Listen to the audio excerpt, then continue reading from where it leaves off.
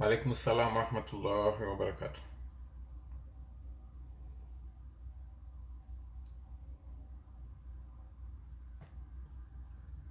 Rapidement.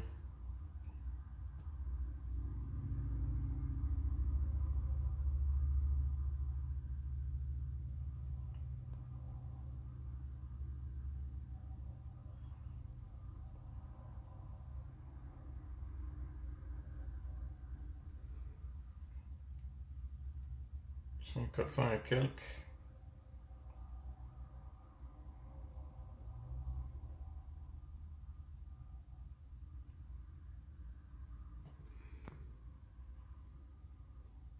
Salut Binta.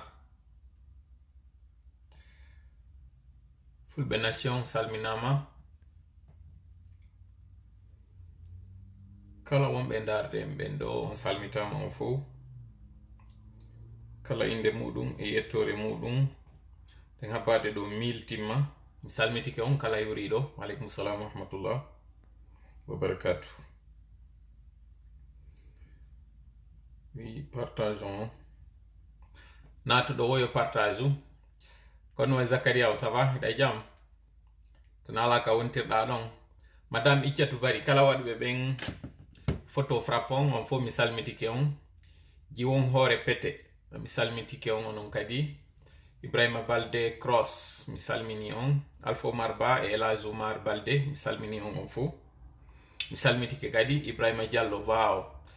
Madina ɓe yimɓe waɗuɓe photo ɗum on frappon on ɗuuɗi moƴƴa non. On ɗuuɗi Hajja Dalanda Schroeder mi salmini kadi ɓe Allemagne ɓen fo. Sonnaltes no ɓuranimi ya wattu Sonnaltes on itta Altes on yimɓe landikelam fima moƴƴa ɓeyni ɓe wayrima yiide gaka direct. Ok, je pense que 1000 on ɗo ino timmude. Scotty Ba mi salmitike ma an kadi. Hajjawa Diallo mi salmini on kala waɗuɓe photo frappon mi salmini on moƴƴa non mi tintiŋike on onon Binta salut ma sœur. Oui salut waɗuɓe kadi photo Ukraine on mi salmitike on wiyete ɓen Diallo Kurawel mi salmini on. Alimu Diallo Ibrahima Ba Sierra Leone walaikum salam wa rahmatullah. Bappa Amadou Kaulak Ba Dimo mi salmini on responsable ɓe frappon côté Kaulak. Kala ɓe wontirɓe ɓen dadde ko no ça va. No dilangari on tuma me imaki il était 5h ou 6h du matin mi appelle ma manqué on. Mais mi wawalma noddude taw. J'espère que tu es bien rentré toi et la famille. Mi salmina ɗo ɓe Sintali ɓen, mi salmina ɓe Fitaba ɓen, mi salmina kañum kadi Modi Gaɗa Kubi, mi salmini ɗo mo kala inde muɗum yettore muɗum.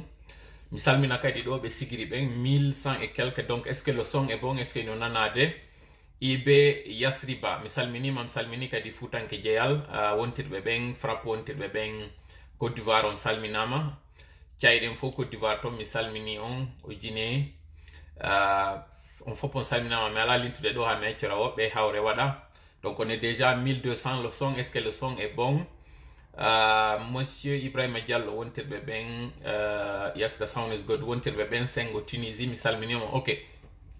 أعوذ بالله السميع العليم من الشيطان الرجيم بسم الله الرحمن الرحيم رب اشرح لي صدري ويسر لي أمري واحلل عقدة من لساني يفقه قولي ربنا علمنا ما ينفعنا وانفعنا بما علمتنا وزدنا علما نافعا واجعلنا للمتقين إماما ويكاد الذين كفروا ليزلقونك بأبصارهم لما سمعوا الذكر ويقولون إنه لمجنون وما هو إلا ذكر للعالمين اللهم صل وسلم وبارك على نبينا محمد وعلى آله وأصحابه ومن تبعهم بإحسان إلى يوم الدين أما بعد haray musidɓe mo kala wonaɓe tentudede kaderol meɗen ɗo hakkil faamu pinal ha hewtoya kañum kadi ɗeri luttuɗɗin fo mi salmina ɗo kañum kadi haray ɗin page ji tawɗi haray ko ɗi accrédité wano kumpital mi yeggitali kañum kadi haray lenseng mi wayri yideɓe mi salmini on mi hiwro ɗo kañum kadi nation fulɓe tawɓe ɓen haray koye découvrirgol wonde kamɓe kadi haray hiɓe partage contenu ji amen ɗin haray modi ko raɓɓiɗi kon mo kala inde mum yettore muɗum salminama nokku kala ka wonɗon e sayi kala mo wonɗon e muɗum fewdo hande ɗo mi toriki Allah yo taw ko jaam e kistiye woni ko heeri e meɗen enen e ɓe gureji meɗen ɗin amin ya Allah. haray ko welo janno kadi woni ko moni joɗade yeso moɗon ɗo e ngal ñallal maɗo wiyen e nder o jemma asewe ɗo nogay e jeego lewru marasi 2022 ko ɗum woni ɗo noon mi maƴina ɗo seeɗa yetti dialloɓen lewru sumayeru ndun hindu hewta tun so Allah jaaɓi yontere hande ɗo si tawi haray koye sikke ɗen wonɗen haray kaka pellet woɗɗa si Allah jaaɓi mi toriki Allah ɗo e raɓɓiɗude yo tawnu en o kora en kañum kadi baraji lewru sumaye ndun o yafano ɓe tawɓe ɓen fuu haray ɓe tawaduna e meɗen rowani fuɗɗagol ma e o sayi ɗo ɓe tawata hikka ɗo ɓe wonda e meɗen haray yo Allah yawtanɓe yafanoɓe yafudaɓe e yafaɓe waɗana ɓe kadi joɗɗi moƴƴiri ko ɓe wanno konko aduna ɗo yafanoɓe bonnereji maɓɓe amin ya Allah no mi wiri noon ɗo e raɓɓiɗude ko ommo Allah yurmini yiɗi wawi tawnude ɗum ɗon on no wodi woɓɓe ɗo e darida e maɓɓe hande ɗo fewno kam woni wolde ɗo ni no wodi ɓe wonkiji muɗum wona e sortede no wodi ɓen kañum kadi wonɓe e arde ka aduna ɗo ɓe jibnanaɓe boboɓe en toriki Allah yo Allah waɗu barke e maɓɓe wonɓe e etade fi no heɓira jiidi maɗum no heɓira dewgal yo Allah hokkorɓe fo e muɗum amin ya Allah haray ɗen fuɗɗorade ɗo yewtere nden tawoɗo yomi arde e ɗi tawuji ɗon ɗo haray en waway présentude ɗo maɗum déjà taw jama on kawni hewtude ɗo sakite yewtere nden haray mi addana en ɗo toɓɓe ɗe addeten ɗen si aren noon hande kadi haray e natugol e direct meɗen on hinɗe mari hande ɗo toɓɓe ɗiɗi e kuntoye toɓɓere aranere nden iɗen andi 2020 on ɗo hino tawano e muɗum ka tawata le 22 mars 2020 nden ñande coup d'état constitutionnel waɗuno mo kañum Alpha Condé e kono muɗum on joƴƴinno ko ɓe innuno on tuma assemblée nationale ɗen andi ko ɗon ngakku on fuɗɗi saabu ko hikkoyno yeeso ɗon kon ko konko tawno kadi ɓe waɗoyno on élection présidentielle mo Alpha Condé wawi présentade pour un 3e mandat hikkoy ɗon on honɗum kañum kadi coup d'état wanno ɗon le 5 septembre 2021 donc o transition mo wonɗen e muɗum hande ɗo ko wonno sombo makko on ko konko tawata haray le 22 mars 2020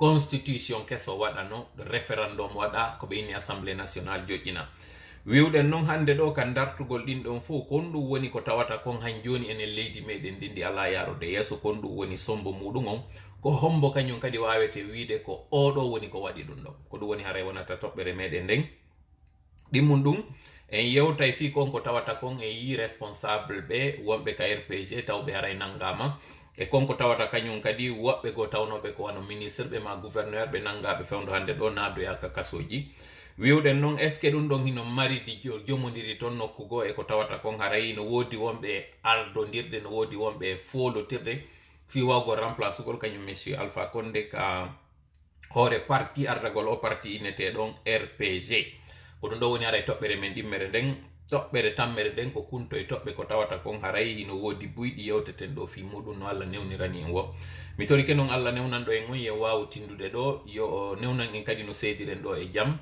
yo longinan kon ko tawata haray no hawride e sawaba mi yewta on ɗum ɗo e no ɓuuri e fewirde noon no ɓuuri e neworade noon kanko tawɗon ko kanko longinimmi yo wawno on kañum kadi faamude ko ɓuuri e fewude kon e on sawaba mo mi yewti ɗon o waɗa on kañum kadi duncitoron ɗum ɗo no ɓuuri e moƴƴirde noon si tawi noon ɗum ɗo waɗi haray yettenmo kanko Allah sabu waray ko kanko woni ko moƴƴi e meɗen ko kanko woni haray longinimmi konko moƴƴi ɗon ko kanko woni ko famini on no ɓuuri e moƴƴirde noon kañum kadi ko kanko kadi haray woni ko nafinta en ko waɗɗen ɗon kon haray yettimo kanko haray weltanoɗen bo kanko woni ko moƴƴi e meɗen si tawi noon ko axe muɗum woni ko waɗi go haray ɗe wawi andude ko seytani woni haray yolli ka yewtere meɗen ɗo ko tawta kanko woni faljinimmi ɗen andi mo wowi wadde ɗum ɗo moƴƴa en torike noon Allah e woɗɗimmo taw ka ɓerɗe meɗen yo woɗɗimmo kadi ka jonde meɗen ɗo si taw noon haɗa algol kadi ɓay neɗɗo on kadi natimmo ɗo mi faljude muɗum fo e muɗum andite haray mi timma onon kadi haray ɗo wawi lellitude konko tawata en lelli ma ɗum wurta noon en ɗo saabu ngol ɗerol ko en fo woni ko jeygol en torike noon Allah newnanɗo en yo jooɗo yen jooɗo ɗo yo o sabinɗinan kañum kadi yewtugol konko tawata haray ɗo marno andeji ɗo marno sunoji ɗo marno ɓittaji ka ɓerɗe moɗon o moƴƴo e meɗen o ittana en ɗum ɗon amin ya Allah haray ɗen fuɗɗade yewtere meɗen nden ɗo mi falte noon haray en fuɗɗorde nde ɗo goggo taw haray hiwragol fatunde andina on ɗo habaru fatunde nde heɓuɗen ɗo tawɓe haray ko bandiraɓe meɗen wakkilaniɓe moƴƴaɗe golle ɗe on ɗe waɗude ɗo maketeɓe hajja Kadija Gaya ɗo reni ɓe goy ka direct ɗo ni ɓe wakkili moƴƴa wi'ugol yimɓeɓe yoɓe sakitu yewtere nden wi'a kadi yimɓe ɓen yoɓe aru rerɗinaɓe kañum kadi wakkilinaɓe moƴƴa ndarugol ngol ɗerol meɗen ɗo eɗen andi kay eɗe yinoɓe ñande wannoɗen kadi o direct meɗen ka suɓuɗen VIP ɓe wonɓe golliduɓe équipe tora on ɓe tawano e ɓen yewtunoɓe ɗon ɓe waɗi kadi yewtere labande ko sonnaɓe wiyeteɓe monsieur Touré ɓe fo hiɓe wontidi sengo Allemagne ɗo ko maali yembere woni ko ɓe jeeya yumma maɓɓe wiyen tun wi'iren noon yummiraɓe maɓɓe saabu ko ɓen tawɓe ko kañum ne'iɓe ko fayda ko lonto nene maɓɓe woni ɓen woni ko faati ɗe balɗe feƴƴude ɗo haray noon ɓen kañum neniraɓe meɗen hiɓe andira wi'egol nene Mariama Kore nene Mariama Kore hiɓe nodde kañum kadi matron Kore ko ɓeɗo woni ko feƴƴini ɓeɗo noon hari hino danki moƴƴa ɓe wiyeteɓe Hajja Khadija Gaya ko mi wi'iri on noon ko fayda lonto nene maɓɓe haray en fof ɗo en hawtodiray ɗon tora ɗen ɓe taw yarragol nde fatunde ɗon torano kañum kadi fatiɓe ɓe yo Allah hinno ɓe yaafoɓe yaafuda ɓe yaafaɓe haray ɓe guure nden fo musidal ngal fo kala ɓen anduɓe ɓe sengo maali on ma andiri ɓe tun e saabu golle ɗe ɓe onno wadde ɗen haray torama yarlagol ɓe ɗo en torike kadi jamma fo haray yo waɗangol ɓe duwa kamɓe waɗanan kadi dura kala ɓen fataniɓe en ɓen hiɗen andi haray hiɓe duuɗi moƴƴano si wi ɗon kañum kadi haray watten ɗon kadi weltanagol ɗo mawɓe amen wallito ɗollon e muɗum tawɓe haray wano wontirɓe pitaɓe bus haray no andi ɓe maketeɓe Alaji Cheikh Tidiane Ba woɓe inaɓe Elhadji Ba Seck Elhadji Ba Seck ɓe wonno maire pita e ley o parti wiyeteɗo UNR iɗen andi ko on parti woni ko rimi hande ɗo o parti UFDG par ce que ko partiji go wonno ko hawtodiri ha ɗin partiji noon hande kadi toɗɗi o parti wiyeteɗo ɗo UFDG donc ɗum woni ko ɓe woni compagnon ɓe monsieur Ba Mamadou Allah hinno doyen Ba Mamadou tawɓe ɓe yiɗen andi ko wonɗen e wadde ɗo hande ngol lasawol ngol wonɗen e juutinde ɗo koye maɓɓe woni ko dambuɗen ngol waɗiduɓe noon e maɓɓe laawol si tawi mi humpitike ɓeɗo hino ndaruɗe ɗi direct ji ɗi mi waɗata hino wattanila e majji kadi hino rerɗina ɗi hino yaccina fi majji fi kala hande ɗo cellal ngal tabitiraɓe moƴƴa min haray ɗum hino weltinanmi moƴƴa no saabu koye sokeje ɓeɗo woni minen komin janɗi koye maɓɓe woni kamen jangi wiwgol ngol goɗɗo dartan to leydi muɗum ndin dartano démocratie on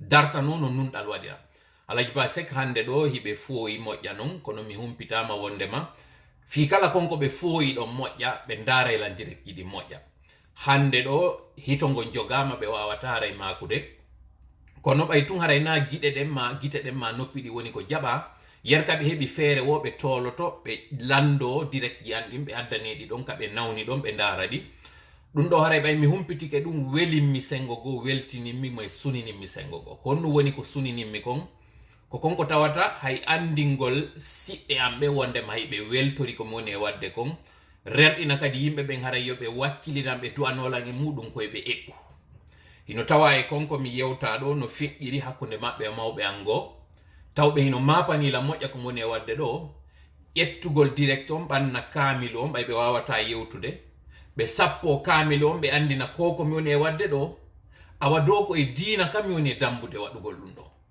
ma ɗum ko komi woni e wadde ɗo ɓay ɓe wawata yewtude ɓen mawɓe an ɗo wata jangude sabu fewn ɗo si goɗɗo yewtida e maɓɓe ko bindol ngol ɓe waɗata ɓe windana on ti ko ɓe faala ko haray noon sukaɓe maɓɓe ɓiɓɓe maɓɓe yo yafanolan o témoignage mo woni e wadde ɗo sabu ko wonɓe très discret hay si tawi hiɓe ɓitti ma hiɓe soñji ma hiɓe mari hande ɗo o mapunde ɗo sabu cellal ngal ɓe yaltinali ɗum ɓe médiatise ko ɗum min mi woni e yaltinirde médiatise ɗin ɗo ko piiji tati ara nun ɗum taw waɗangol ɓe reconnaissance ko tawata kon ko konko gon cippiro ngo ɓe waɗi woni hande ka wonɗen e tuggude ɗo e muɗum ndaren no lannitoroɗen konko ɓe fuɗɗi go'o weltanoɓe e ɗum ɗon ko tawata kon si a yi hande ɗo hiɗe wadde ɗum ɗo ko par ce que kamɓe kadi ɓe wanno lowre nden ɗimmel muɗum reconnaissance ngol ɓe kadi konko tawata kon contrairement e woɓɓe goo tawɓe haray hino hulaninmi no mapanilan hino faala hay mi acci to ngo cippiro ɗo kamɓe ka ɓe beeli ɗon hiɓe rerɗini hiɓe wakkilini ɗum ɗo hiɓe du'anade lan hay si tawi hitongo yaltata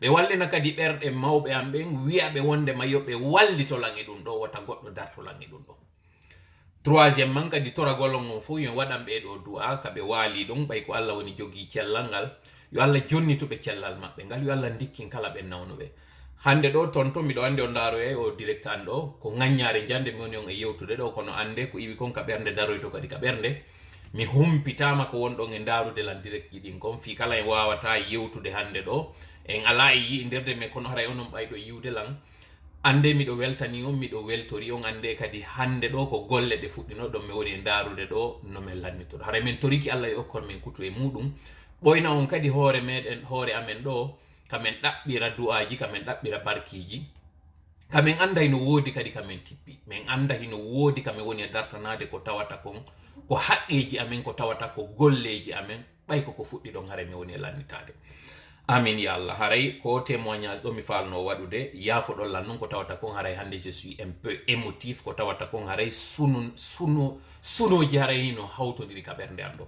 ala kulli hal haray ɗen fuɗɗade yewtere nden ɗo nde tawata nden mi fuɗɗora nde taw salmingol wontirɓe ɓen sigiri moƴƴa ko ɗum mi woni salminirde ɓe sigiri ɓen mi tintingo ɗo noon haray moƴƴa salmingol yetteteɓe ɓen savani mi salmina ɗo yetteteɓe ɓen maga suba mi salmina kadi yetteteɓe ɓen jawara mi yeggitata kadi yette soɓe ɓen e yette bariɓe wontirɓe ɓen sengo sigiri miɗo andi haray ɗon jiiɓi ko honno tawiri haray miɗo salminde ɓe sigiri ɓen hande ɗo ko sabandema ko tawata ko ngol ɗerol meɗen hande ɗo ko gonna darire sengo hot guine wano kankan kurusa sigiri manjana ha yesso ton on min nata hino fotatere ko min darete kon kadi nokkugo mais hande ɗo responsable ɓe ɓurɓe towde woɓɓe ɓe wonɓe ka parti rpg tawoɓe ɓen daara ɗi direct ji an ɗo holla kadi komi woni e yewtude kon hiɓe faami ɓe holla ɗo hande ha honto ɓe yiɓe woni trahi no tawata on hande parti rpg on hino gérirede mi faala noon haray yon heɗitorolam hakkil mi faala wata on heɗitorolam ɓernde andon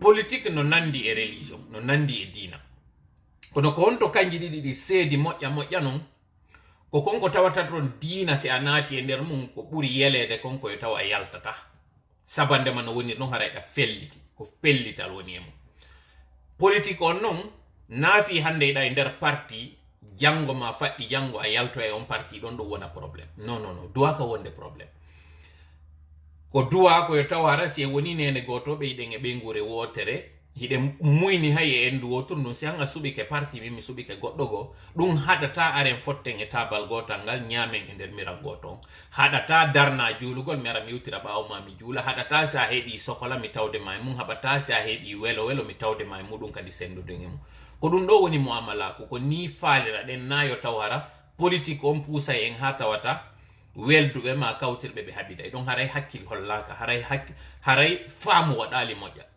si faamu waɗino hay goɗɗo mo tawata mo jaɓali dina maɗa kan ala no dolirama e nder muɗum ko ya accumo ɗon andita wonde ma hiɗa ko ɓuratama moƴƴande dow ko si kanko o tawtima idi a gerde ha kanko waramo sa warimo e nder muɗum haray a waɗali mission maɗa on few saabu dina kanko landi ko ya ɓeydu yimɓe e makka na ya ɗuytu yimɓe e makka ɗen andi nelaɗo meɗen Muhammad sallallahu alaihi wasallam hadis ɓe waɗino jihadi ɓe piiridino heefeero ɓe etotono ha wota ɓe ittumo wonki si yehi ha tawi ko maɓe ittamo wonki par ce que kanko fondi o ittay ɓe wonki ka fure on waali ɗon ɓe aray ɓe jicco ɓe wulla ko tawata kon ko ɓe imminira e jama on ko rahmatan lil alamin ko yurmede wonande jama on ɓe imminira joni no rahmatan lil alamina ko dendagal tagge fon ko ɗum woni on jolɗo e on keefeero rôle maɓɓe on noon ko wonugol sabu daɗugol yimɓe ɓen natugol yiite wona sabu ko ɓe natirta aljanna si ɓe yino goɗɗo ɓe ittimo wonki oɗo ɓe andi ko natoyowo yiite ni haray ɓe suni ko tawata kon haray mission maɓɓe on ɗo wawali accomplissade e on ɗon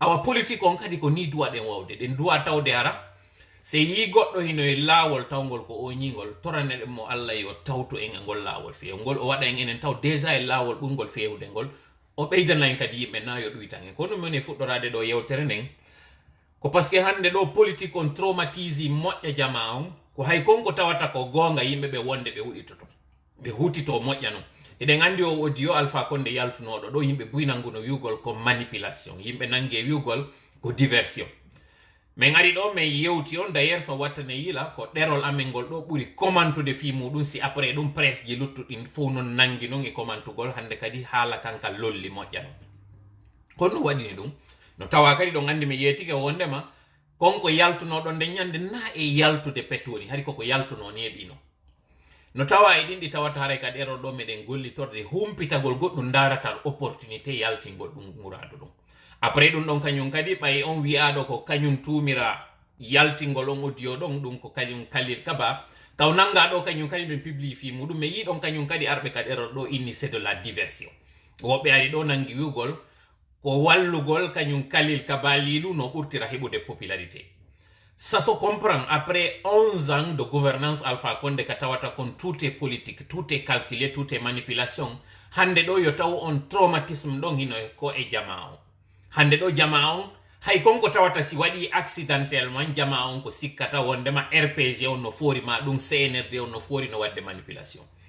Comme falte on yetade fi on sendidir konko tawata ko réalité e konko tawata ina réalité ande piiji ɗiɗi. Watta non no yila moƴƴa e konko min on e yewtude ɗo fi Allah. RPG piiji buyɓe waɗi e hoore jama on na RPG waɗi ko jama on jonni ɓe doole famini waɗi wasi kamɓe ɓe dolni majis ɓe fori en politique ɓe fora en politique RPG fora en politique few Alpha Condé kadi nde ɓe innamo que c'est un animal politique Alpha Condé c'est pas un animal politique. Alpha Condé ko adversaire jo tawɗo n'est pas à sa taille woni o heɓali jama on non kadi amplifie waɗi RPG on no hewti ka RPG hewtani miɗo anditi ɗo ñande goo mi nodduno lagine yewtidugol e musidɗo am kame woni e wowlude ɗon o innimi wo ligne on hino waɗa sur écoute yomi watta yila ko woni mo yewtude ko tawi noon ko e application mi woni e yewtude na hay ligne direct mi woni e yewtude sakko mi faami ka hoore jama on gaynama hadi tappede lagine jama on tellement hulɓinama ko hay musidɗo ma on hara yiɗa hulimo hiɗa woɗimo hiɗa waɗi wondema o ukkete e soñja on manipulation ɗon e on traumatisme ɗon ka hoore no ɓuri hulɓinade idi réalité on tigi tigi dallotere.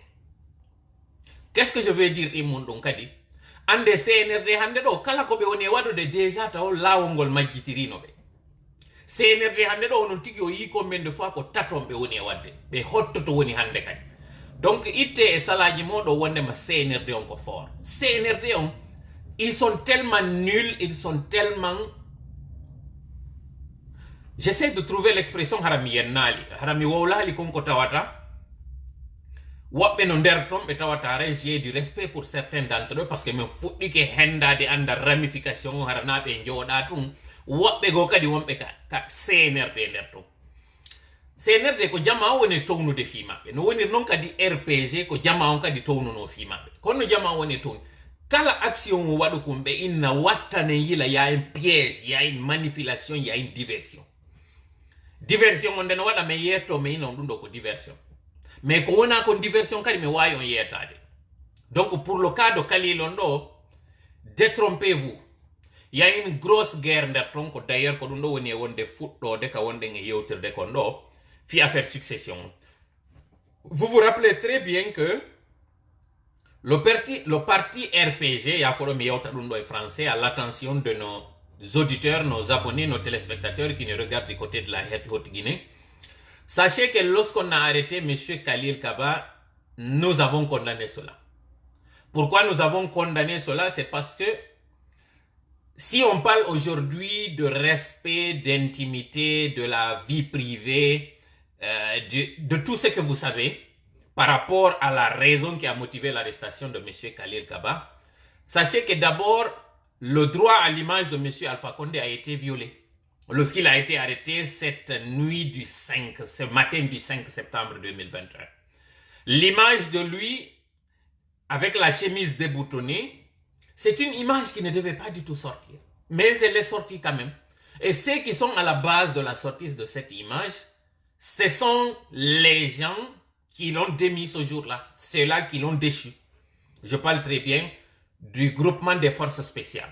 Mais il fallait sortir cette image ce jour-là pour montrer qu'il y avait coup d'État. Il fallait le faire. Les circonstances l'obligeaient. Ensuite, lorsqu'on a pris le monsieur, malgré son âge, malgré son rang d'ancien président, on l'a mis dans un véhicule, les vitres baissées, mais on l'a fait parader dans les rues de Conakry. De surcroît, sur l'axe où on sait très bien que ce monsieur, combien de fois, il n'était pas le bienvenu dans ce axe. Sur ce axe plutôt. Ça, c'était une humiliation pour l'homme. C'était un droit à l'image parce que vous entendiez en fond sonore ce que les jeunes étaient en train de scander derrière lui. Si ce n'était pas que pour le fait que le monsieur et quelqu'un qui a la carapace dure, vous m'excusez de l'expression, d'autres auraient succombé. Et puisque vous savez très bien aussi que le coup d'État a été aussi une machination, mais le simple fait de le promener, imaginez ce jour-là si quelqu'un avait pris le risque de prendre un caillou et de lui jeter son caillou sur la tête. Imaginez si ce jour-là, dans la foulée, s'il y avait quelqu'un qui avait une arme qui aurait pu l'abattre. Est-ce que le CNRD avait mesuré ce jour-là, le colonel Mamadi, est-ce qu'il avait mesuré ce jour-là la portée de ce qu'ils avaient fait ce jour-là?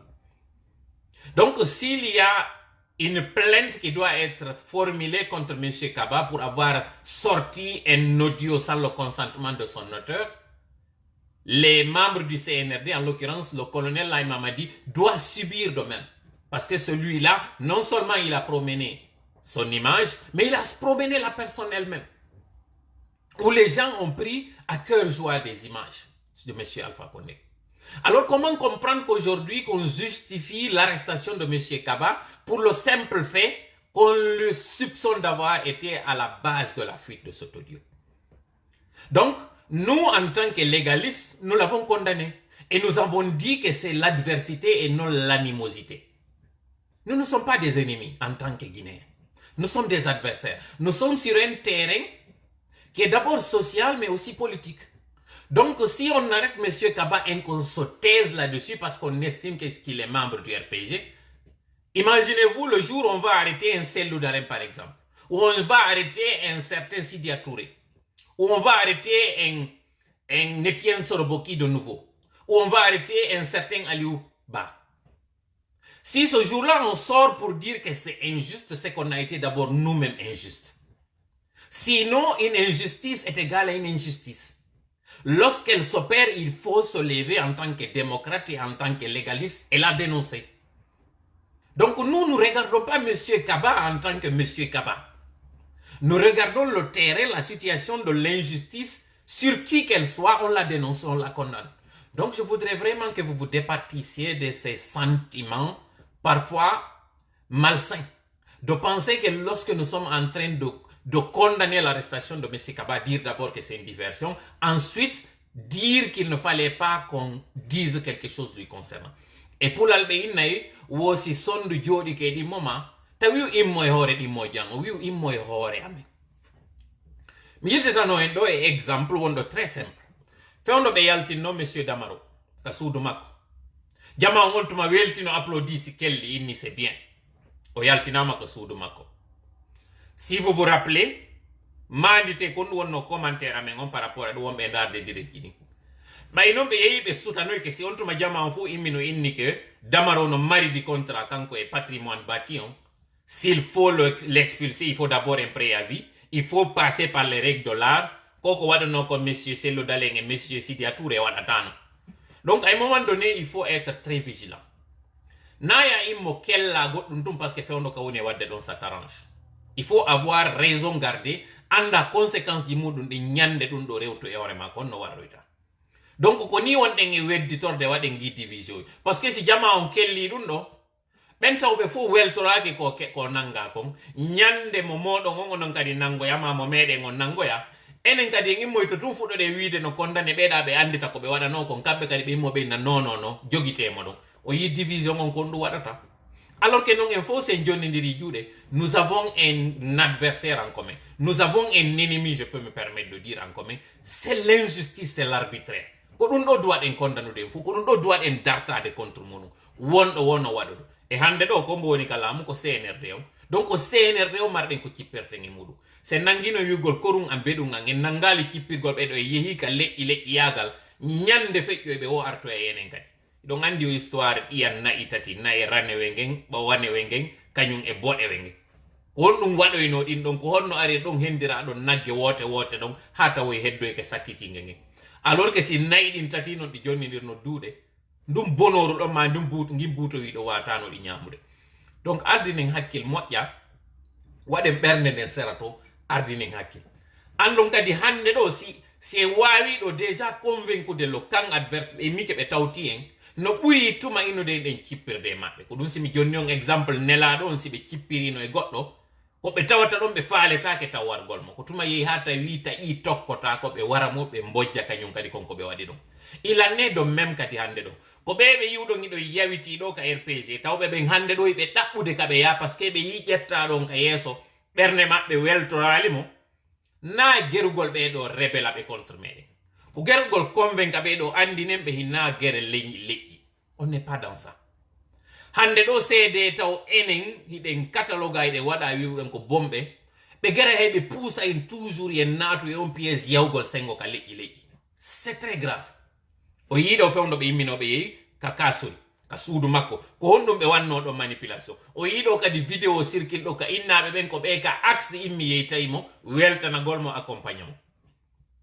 aren no joni e sujet on tigi tigi fuɗɗoɗen deuxième point on si aroyen noon ka premier point fi wowlugol ngol ɗo fi journée du 22 on 22 mars 2020 et 22 mars 2022 on kon ɗum waɗi si tawi ɗi assise ji ɗo ko ɗo ɗi fuɗɗa aren taw e ka on ɗo mo tawata on kon ɗum waɗi ha o fit audio yalti ko yaltini audio on kaka tawno ɗon woɓɓe goo ɓatiɓe kañum ka sori faalaɓe yo taw ko kaseru tum feƴƴata ko ɓen ɗon ƴetti kaydiri nangi e circulingol oɗa woni obligé kanko kadi gergol heɓa on audio ɗo mi yettike on audio on ko entre 14 à 16 minutes longueur makko on woɓɓe hay inni ça va au delà des 16 minutes que c'est 18 minutes kesa loi no tien woni ko 5 minutes woni ko 10 minutes ko yalti ɗon ko ndo on nani ko on ɗum yewta nder ɗo ganditi noon ñande on audio ɗon yewtere nde mi yewtuno fi monsieur faya milimono min no na faya milimolo tum woni ko wowla fi muɗum mi expliquani o minino to woɓɓe goo kadi ɓe mi hersata ɓe tawata mi faalaka wowlude taw inɗe maɓɓe fewndo on tuma o yinon joni développement on ko on ɗum feƴƴi to yeeso ɗiɗo piiji fof wattane yila e majji moƴƴa andon hande ɗo na angal doole haɗi wawen hendade laamu na angal doole ko angal ardingol hakkil anda ko honno doole gollirte so andali goole ɗe jogiɗa ɗen ko honno gollitirtaɗe ko ɗum woni a heɓa e peɗali nanga ŋañoragol kaaje c'est extrêmement important arte noon ɗo joni e konko tawata on yii arrestation ji o yiiɗo lanceni nabe naɓama ka kaso ɗon sika ko ɗum lunseni nabe naɓira kaso iɗon anditi ɗo affaire or wonanoɗo e yewtede fi muɗum ka tawata lagine e belgique on yiɗon ɗi lengo dorƴi yahananoɗi ɗon iɗon sikka on quantité anon saɗo ɗon ko on tu woni nder ton c'est pas la bonne quantité hande ɗo non luseni nabe et d'ailleurs je profite de l'occasion pour envoyer une petite alerte à l'endroit du CNRD ceux-là qui ont tenté d'acheter des maisons à l'étranger ceux-là qui ont rapatrié de l'argent aujourd'hui du côté de la Côte d'Ivoire par exemple ou bien dans la sous-région au Sénégal un peu partout qui ont fait sortir cet argent et qui ont compris que désormais c'est pas intelligent d'aller caser son argent dans les pays européens. Ceux-là qui ont compris ça, sachez que nous sommes au courant des virements que vous avez faits. Sachez que nous sommes au courant du refus d'achat de maison que vous avez essuyé du côté de la France, par exemple. Et sachez que partout où vous mettrez de l'argent volé de nos caisses, parce que vous savez très bien que votre fin prochaine, elle est très proche, sachez que nous allons traquer cet argent. Vous qui avez empêché à ce qu'on mette main sur l'argent volé de nos caisses, aujourd'hui, casé dans des paradis fiscaux, sachez que nous allons faire d'une pierre deux coups. Non seulement nous allons traquer ces biens que vous n'avez pas voulu traquer réellement, en nous faisant une diversion avec cette CRIEF, mais nous allons aussi récupérer cet argent que vous avez volé dans cette transition. Je ne donne pas de nom aujourd'hui. Aujourd'hui, je me contenterai de vous dire que là où vous êtes cachés, c'est là où nous dormons. Aujourd'hui, vous avez intérêt à ramener l'argent que vous avez envoyé du côté de la Côte d'Ivoire, par exemple. Parce que cet argent que vous avez envoyé là-bas et l'argent que vous aviez expédié ou tenté d'expédier dans des îles, nous allons tout récupérer. Vous chantez aujourd'hui que la vie est dure en Guinée. Vous chantez en longueur de journée que votre préoccupation, c'est de réduire le panier de la ménagère. Le coût de la vie en émo, en décrétant des prix sans concertation, sans tenir compte de la réalité du terrain. Ce que vous êtes en train de faire aujourd'hui, c'est une diversion. Vous êtes en train de mettre les Guinéens en mal. les uns contre les autres, en tirant le drap de votre côté, en faisant croire que ce sont les opérateurs économiques et par ricochet une ethnie qui est en train de rendre la vie dure aux Guinéens. Or, c'est vous qui êtes en train de rendre la vie dure aux Guinéens.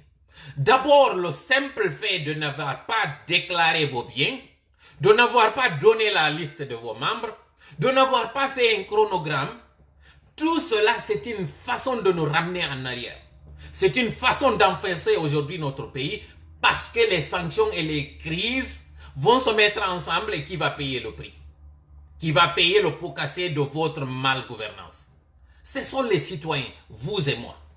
Et lorsque vous voulez faire une fuite en avant en faisant croire que le résultat de mauvaise gestion de votre entêtement, ce sont les opérateurs économiques, ça c'est malsain. Et en même temps aussi, vous êtes en train de vous en prendre à des innocents, à des personnes que vous savez qui sont potentiellement capables de vous rendre la vie difficile aujourd'hui. Je parle de ces cadres que vous avez mis en prison. Vous aviez promis lors du premier trimestre qu'on allait voir l'ouverture du procès du 28 septembre. Où en sommes-nous aujourd'hui avec ce procès? Vous aviez promis que les gens sauront qui a fait quoi lors de ces 2 mandats de M. Alpha Condé. Jusqu'à présent, on n'en sait pas où vous en êtes. Pire, ceux qui ont fait le coup d'État aujourd'hui sont en prison. Pire, il y a des gens qui devaient être dehors, qui sont en prison, et ceux qui étaient en prison qui sont dehors, qui se promènent. Vous ne faites pas du tout cas de cela. Je laisse le soin à la CEDEAO, qui fera ses sanctions bientôt. Dommage que le cas malien ne vous ait pas servi à quelque chose. C'est vraiment dommage.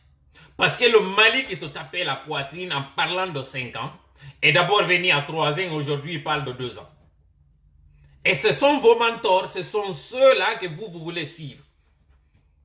Aujourd'hui, vous auriez pu nous faire l'économie de ces crises en faisant un frangeur, en pensant à ce bas peuple, en ne vous entêtant pas. Parce que le projet suicidaire que vous voulez faire, en tentant de proposer une durée de transition de 3 ans, c'est suicidaire pour vous. Moi, je ne parle même pas des 5 ans que vous tentez, parce que c'est un ballon d'essai que vous êtes en train de faire à chaque fois. Mais il tintina on do jama mais andina on do ko no CNRD woni warrude jama on dara si tay kollu no feƴƴa iɗon anditi ɗo yo monsieur Alpha Condé yaltine taw ɓe waɗu taw rumeur wonde ma Alpha Condé ino Maroc imo en transit mo yawde hewtoyde Turquie ɓe ndaari taw ko ɗum wonata réaction jama on est ce que si hannde ɗo innama Alpha Condé no yaltude est ce que jama on jaɓay ɓe andi ɗum ɗon on wawi waɗude goɗɗo wo laali goɗɗum si ɓe yaltinoymo non ñalorma teɗɗan ɓe waɗi o jeu mo ɓe wanno waɗugol image ji ɗiɗi famina ko moniɗo ko suniɗo ko nawnuɗo ko wonɗo e mayde hay e wona yaltinede ɓe waɗoy kadi photo go weltingol ɓen tawnoɓe no jiɓi simo wuuri ɓe waɗanoymo photo ɓe holli ko hentiɗo moƴƴa mo jogana e saku makko mo ƴawnede ka avion donc mi expliquani on tuma ils ont joué des deux côtés ɓe jonnimo kala image mo on faala yiwde on ɓe waɗi ɗum ɗon feƴƴi après ɗum ɗon kañum kadi on yii ko on no ɓe waɗiri en ɗo fii waɗugol dansa kurumaka hoore kañum CNT ɗo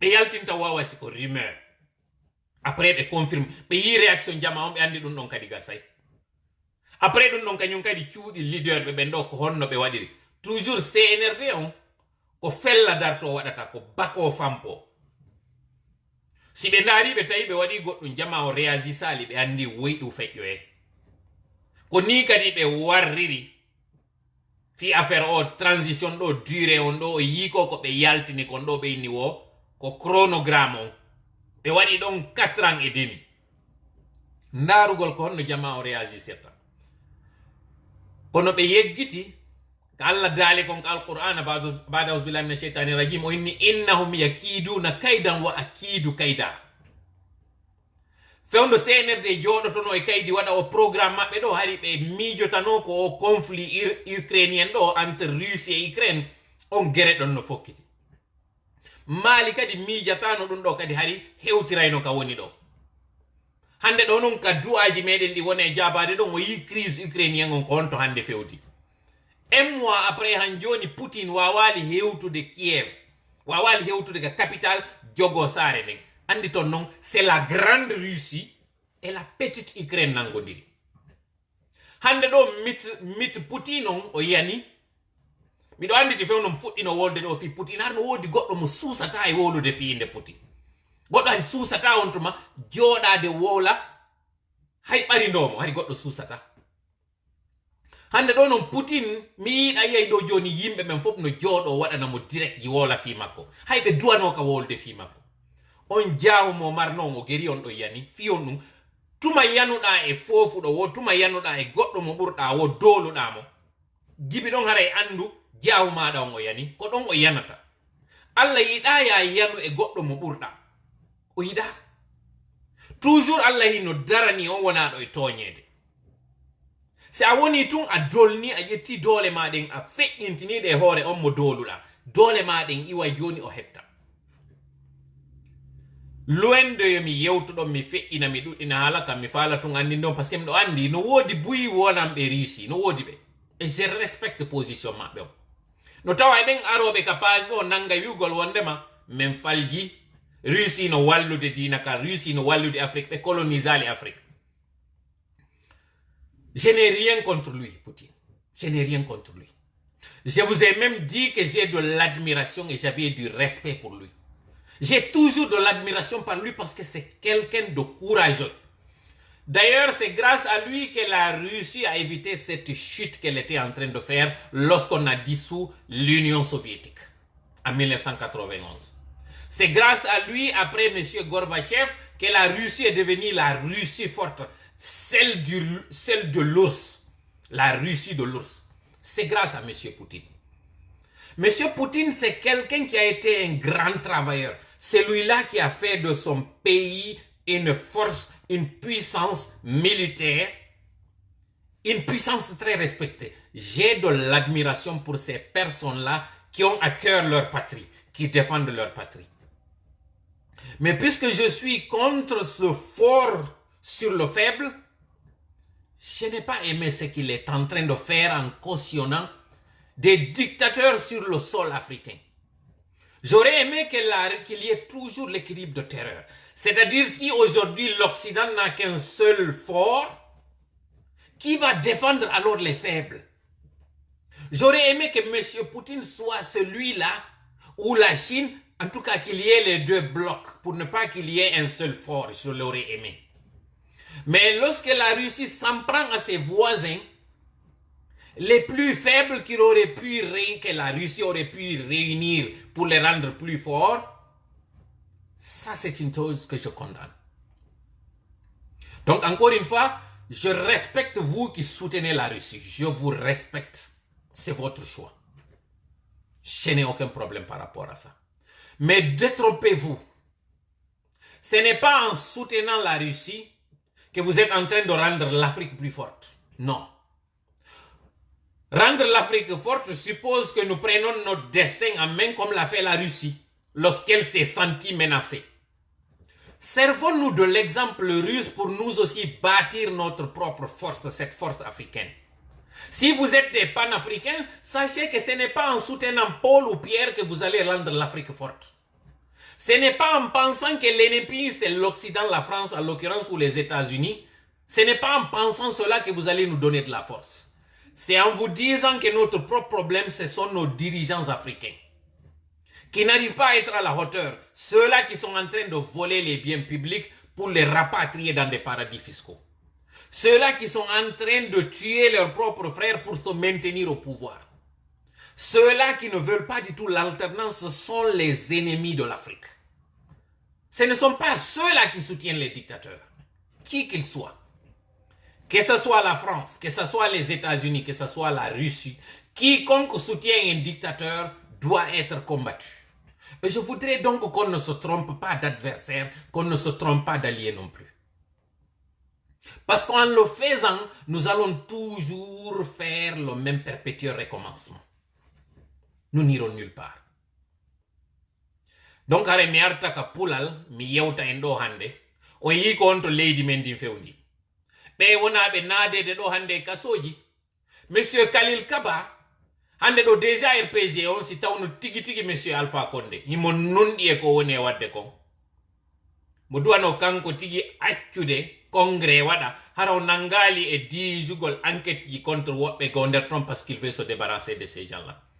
Lorsque monsieur Alpha Condé dit que les cadres malinqués sont des malhonnêtes, je suis au regret de constater aujourd'hui, lorsque j'ai salué les Savanés de Sigiri, lorsque j'ai salué les Magasuba de Sigiri, c'est parce que je sais que depuis monsieur Feu Diawara Mamadi, il y avait déjà le divorce entre le RPC et le RPG Arc-en-Ciel. Ce qui explique que c'est un candidat indépendant qui a gagné à Sigiri. Et souvenez-vous qu'à Sigiri, des gens sont morts pour que le RPG soit ce qu'il est. Des gens s'étaient sacrifiés pour que M. Alpha Condé arrive au pouvoir, allant jusqu'à chasser leurs propres voisins du fait de la politique. Et si aujourd'hui j'entends dans cet audio M. Alpha Condé dire que M. Zakaria Koulibaly, il s'en fout de lui, j'ai pitié pour les gens de la Haute-Guinée, particulièrement ceux de Sigiri. Parce que Mandiana, d'où est venu M. Zakaria Koulibaly, a payé un lourd tribut lors des anciens régimes. Combien de personnes ont été retrouvées en prison tout simplement parce qu'ils portaient les t-shirts jaunes du RPG? Combien de personnes ont été expropriées de leurs magasins, chassées, mis en prison, parfois même dans des conteneurs, du côté de Sigiri, du côté de Mandiana, du côté de Kerouane, à Banankoro en particulier. Pendant ce temps, M. Kassori, par exemple, faisait partie de ceux-là qui réprimaient les militants du RPG. Et aujourd'hui, voir que M. Kassori, avec tout ce qu'il a fait, parce que la chute du RPG, c'est lorsque ces militants de dernière heure sont venus se gripper sur le parti. C'est là que les malheurs du RPG ont commencé. Sinon, le RPG était vraiment fort. Le RPG était sur une voie. Le RPG aurait pu gouverner 3 mandats. Mais ceux-là qui étaient les partisans du coudéisme, qui ont conseillé à M. Alpha Condé de changer la constitution, qui ont même fait campagne pour lui lors de ses présidentielles, ce sont ceux-là qui ont fait la chute du RPG. Ce sont eux-là qui ont applaudi le coup d'État lorsque M. Alpha Condé était déchu. Et ce sont les mêmes aujourd'hui qui sont en train de piloter des arrestations contre les cadres du RPG. M. Khalil est un bon choix, je l'ai dit bien avant aujourd'hui. Pourquoi? Parce que j'essaie d'être logique et d'être objectif dans ce que je suis en train de dire. Un M. Khalil Kaba, bien qu'il soit du RPG, vous ne l'entendrez jamais tenir des propos incendiaires.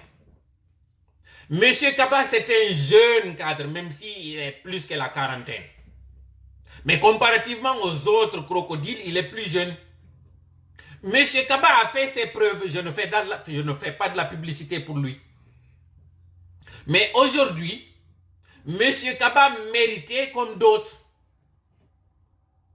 Je peux parler de plusieurs cadres aujourd'hui au sein du RPG qui mériteraient mieux le poste de remplaçant de M. Alpha Condé, mieux que les M. Kassori. Mais aujourd'hui, puisqu'ils veulent encore faire chuter le parti et aller sur la fibre ethnique, ils veulent présenter M. Kassori, qui traîne toutes les casseroles. Pour votre information, c'est un gros piège que le CNRD est en train de vous tendre. Parce que le CNRD ayant déjà son candidat, attendra que vous allez choisir M. Kassori comme le successeur avant d'enclencher les procédures judiciaires qui vont mettre M. Kassori en prison. Là, vous allez être sans candidat. Ça va me désoler. Parce que le parti, les deux partis forts, c'est l'UFDG et le RPG. L'UFDG aura un candidat charismatique très fort pendant que vous n'avez même pas de candidat. Ça sera très dommage pour vous. Et vous n'avez pas compris ce piège, vous êtes en train de diviser le parti. Vous êtes aujourd'hui en train d'ignorer ces jeunes. M. Alpha Condé disait qu'il dédiait son deuxième mandat aux femmes et aux jeunes. Aujourd'hui, c'est les voix de ces jeunes-là qui sont ignorées. Vous pensez que cela va être profitable pour vous?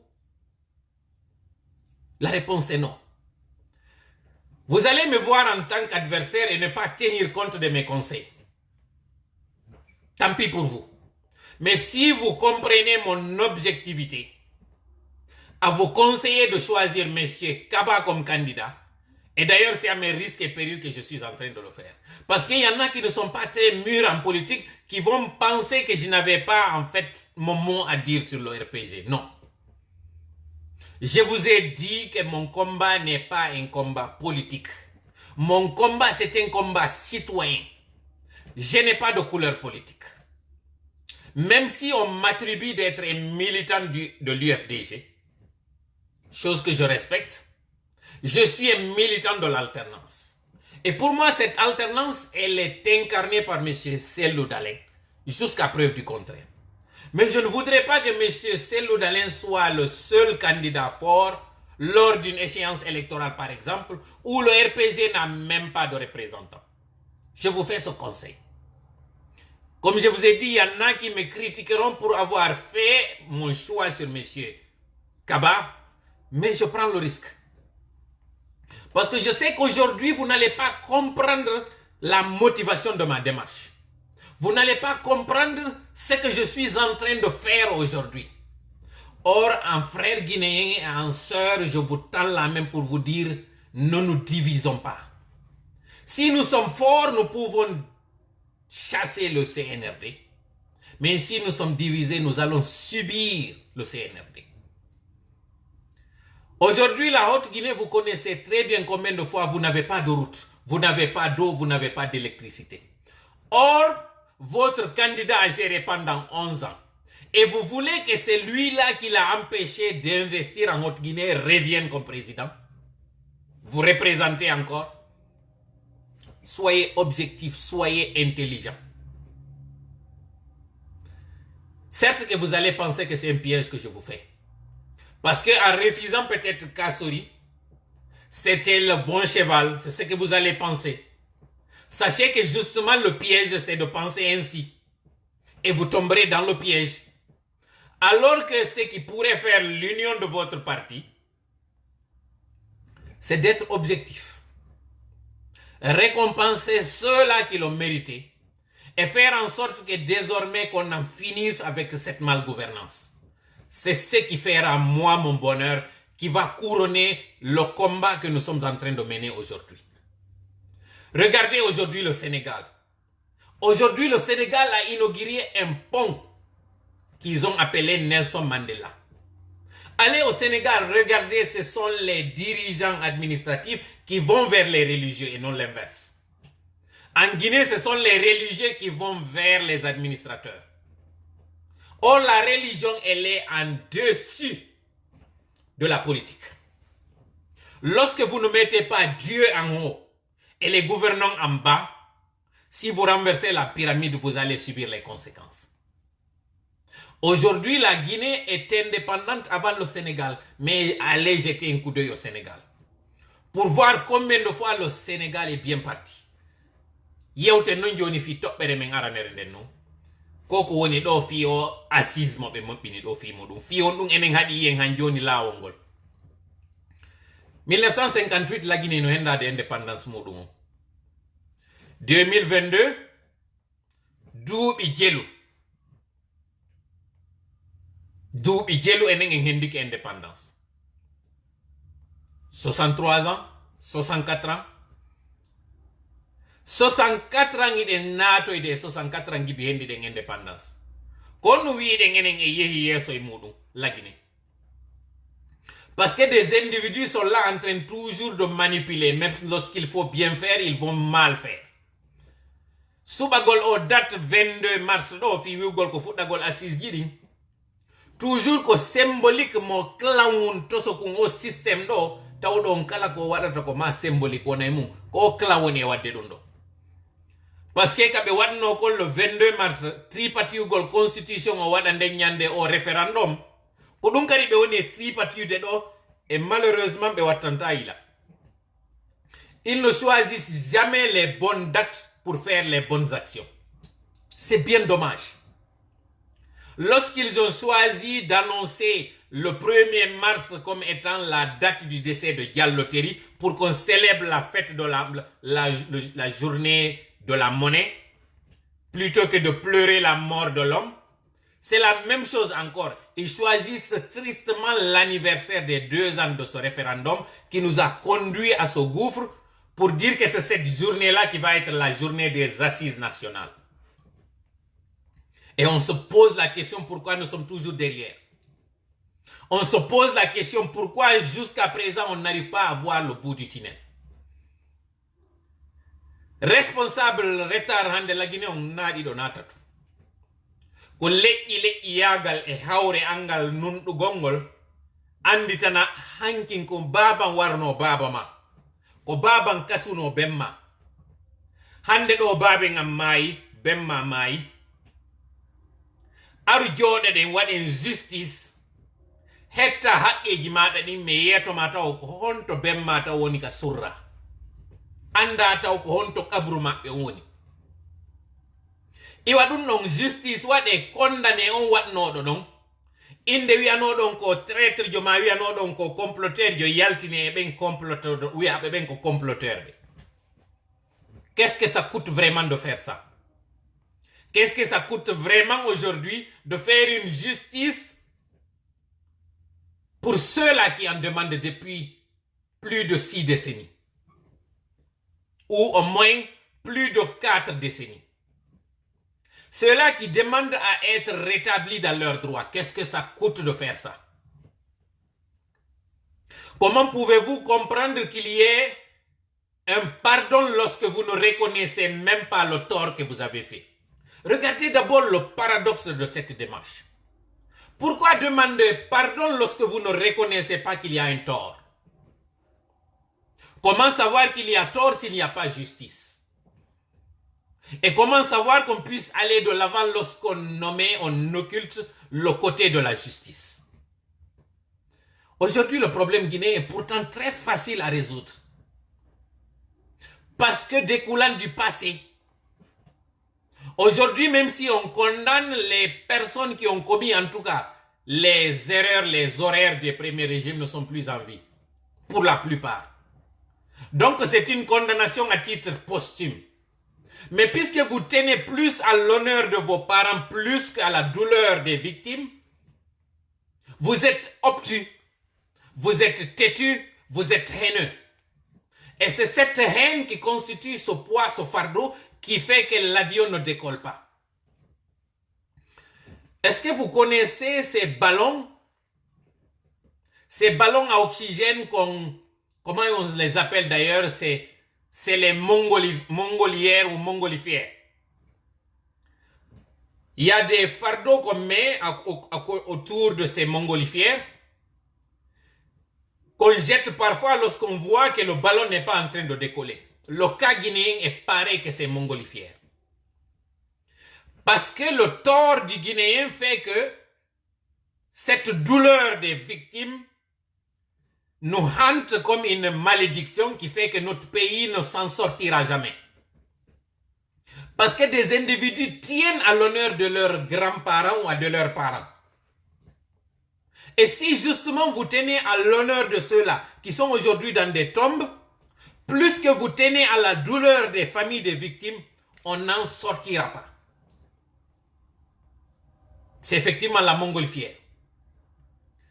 Il faut se départir de ça, de cet orgueil. Il faut se départir de cette haine viscérale et rendre justice. Sans cette justice, on n'ira nulle part. Yimbe hande do ino nangude wiugol wonde makambe ko yo wade réconciliation et pardon. Kono wawata accanirde goddum ko tay o reconnaissa himo waduma. Kono non o wawata reconnaissude mo waduma nyaawore wadali. Awasi nden nyaawore wadali parce que a falaka mawdo ma on ka nder kabru makko yo ande o waruno goddo. Ndimu makko ngun e teddungal makko ngal uranima hakke ƴiƴan oɗo aɗan. Leydi men ndi yata e nokku. Ɗum hino waywa ko ko innete lumboygol sirate kono rondorɗa bakkatuji wo ko non tan inorɗa unoto ka yite ko non lagine wayi fewndo ɗo nini. Sénégal ino giri ponji, ino giri aéroport ji, ino giri piiji ɗin fof fi hon ɗum. Ko parce que Sénégal ko lanɗo on solata paɗe muɗum ɗen ara jicco yeso almami jon e yeso ade jonka dina lagine non ko ade jonka dina nelante o ara ka lando on o jicco lando jodo hore makko sa jetti fi Allah on a wadi ley a wadi fi ma on dow kon to sikuda yahay mi landike ma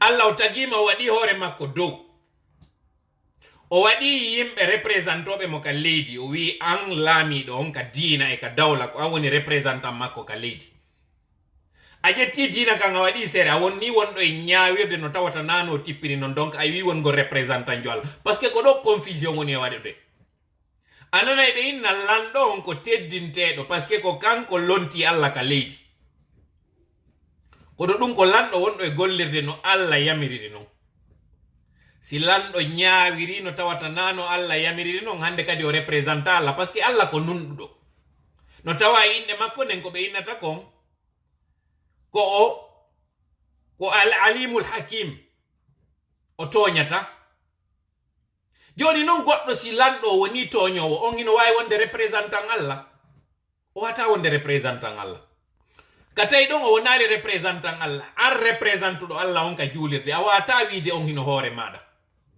sa jetti tungol lando don fi bay wi'ama lando ko teddinte don ka dina a teddini seytaneru parce que ndun seytaneru don ndun du wawata wiwde hay endu jomondiri Allah c'est impossible ko erer do wona den duddirede ka ko e meden mawbe meden ben nanga wiwgol lando yennetaake lando teddintaake ko yo dofte la ta'ata li makhluqin fi ma'siyati al-khaliq doftagol tagado ala e yeddugol tagudo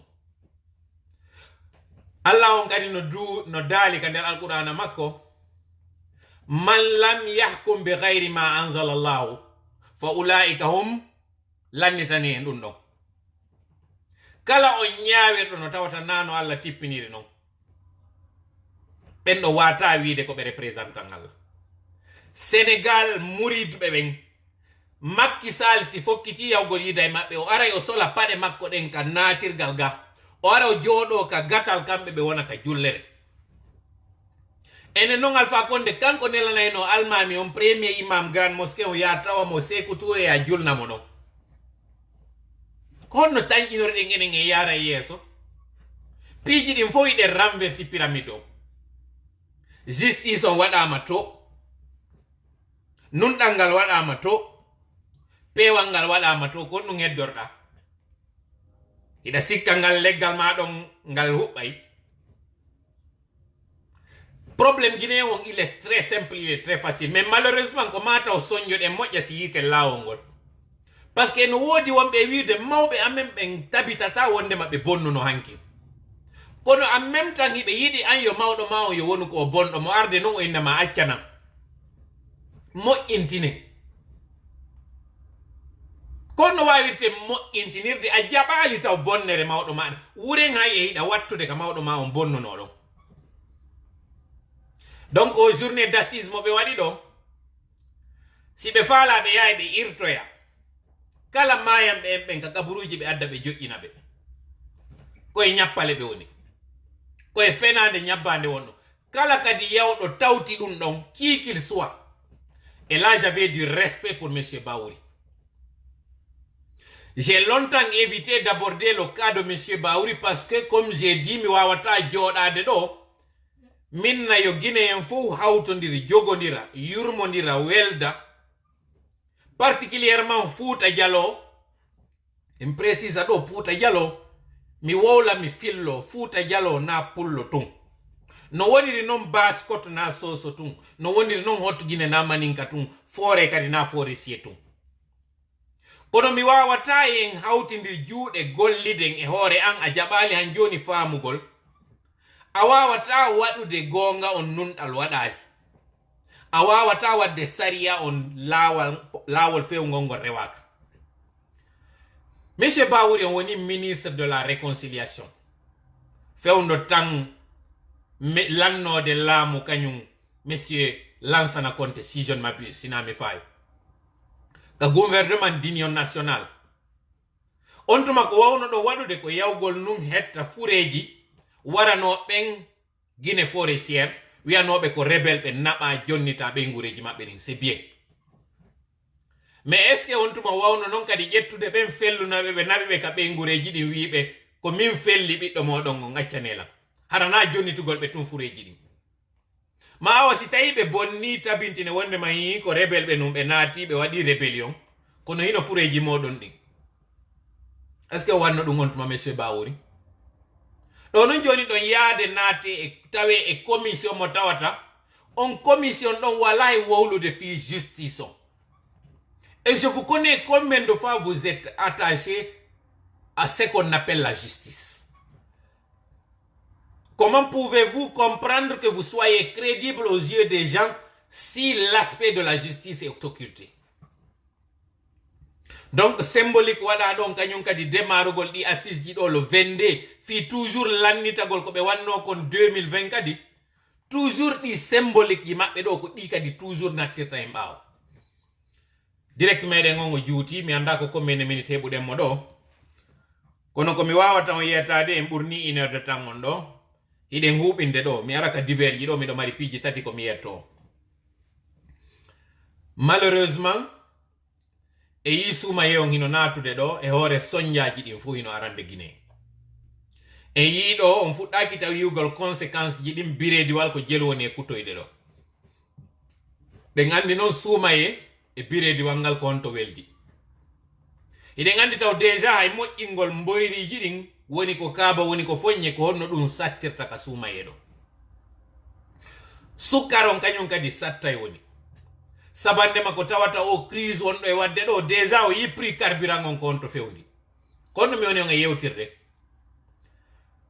ko fi on ardin hakkil andon hande an o marɗo coggu sakuji tati mi insista mi ndaari ɗi direct jiɗi mi wanno rowani ɗo a pareil moment hade c'était les mêmes choses wonnoɗen e wowde hari ko wonnoɗen e wiide mbuuɗi lanniriɓe ka kees minna ko lannuɗo ngulamu ko lannuɗo yiltite direct jiɗi ndaron ɗi d'ailleurs mi waɗa rediffusion majji hay miɗo wiwde minna coggu carburant on ko habba ko ha suuma yew lanna no suuma e lanniri carburant ɓeydete mi wowno ɗum rowani e ngal ɗo kañum kadi curieusement c'est les mêmes problème marde mi watti ɗon kadi min ni coggu biredi on kañum kadi sattay on tumale hari sattirali wanno ɗo nininu ɗo noon o crise waɗuɗo ɗo o ɓurta e sattinde ɗiɗo fo siɗon anditi noon on tuma mi innuno en yiltotoɗen ka gese meɗen minni mo timmi madina on yawrema moƴƴa pomme de terre maɗa o minni an wonɗo on sengo mamu yawrema moƴƴa huseje maɗa ɗen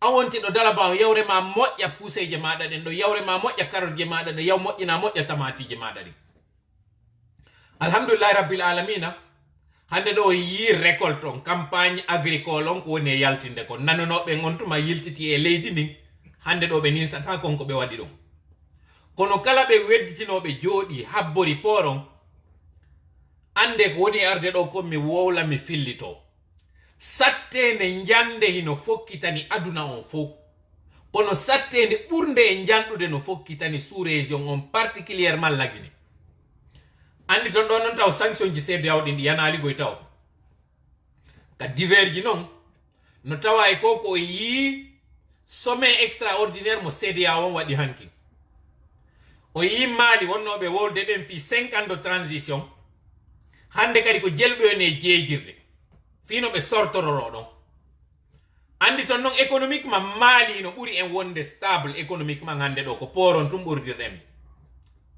kam Mali daɗali ɗon malgré superficie et richesse moɓe mari on e ƴuɗugol population maɓɓe ko laggine tan ƴinne ɗon ƴaway sanction ji ɗi noon ara watto hoore ɗo hande en mbay ɗon mapani omo tawɗon ko ñande o yalti o ñaami ñande carburant waɗa ɗo 13 000 ma waɗa 14 000 o yi déjà taw hande ɗo hot Guinée kankal litre essence ko 15 000 hande ɗo ɗum kadi ko si a yii sigiri ka wowletake station ji ɗin ko ɗi vide sigiri